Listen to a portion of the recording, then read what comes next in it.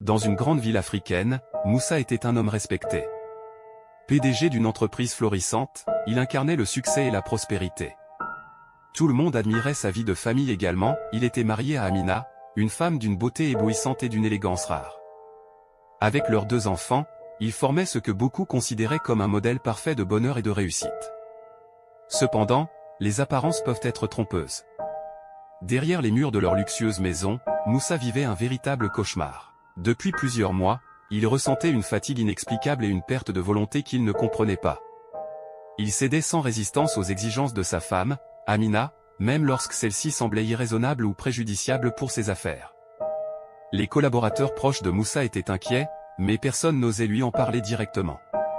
Un soir, alors qu'il tentait de se reposer après une journée exténuante, Amina fit irruption dans son bureau. Elle était visiblement irritée. « Pourquoi as-tu refusé de me donner l'argent que je t'ai demandé hier ?» lui demanda-t-elle d'un ton accusateur.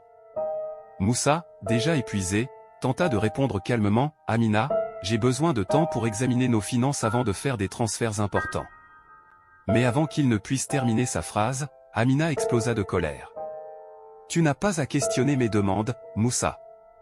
Je suis ta femme et je sais ce qui est bon pour nous. » Elle s'approcha de lui de manière intimidante, et, sous les yeux de leurs 2 enfants qui avaient entendu la dispute et s'étaient approchés, elle gifla Moussa avec une force qui laissa une marque rouge sur sa joue. Les enfants, témoins de la scène, restèrent figés par la peur. Moussa, quant à lui, baissa les yeux, incapable de réagir. Il était piégé dans une spirale de soumission qu'il ne pouvait pas expliquer. Ce moment d'humiliation était devenu une routine. Sa volonté semblait avoir disparu, comme si Amina exerçait une emprise surnaturelle sur lui.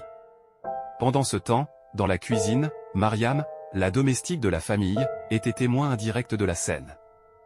Bien qu'elle n'ait pas tout vu, elle entendait souvent des disputes et savait que quelque chose n'allait pas. Mariam était une jeune femme dévouée et attentive, et elle avait remarqué que Moussa, autrefois plein d'énergie et de charisme, était devenu l'ombre de lui-même. Ce soir-là, elle décida de surveiller les comportements d'Amina plus attentivement.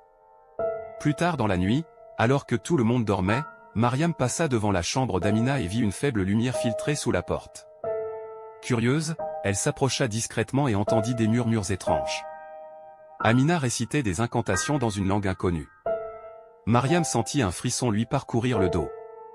Quelque chose de sombre se passait dans cette maison, et elle était déterminée à en découvrir la vérité. Depuis la nuit où Mariam avait surpris Amina en train de réciter des incantations, elle ne pouvait plus ignorer les événements troublants qui se déroulaient dans la maison.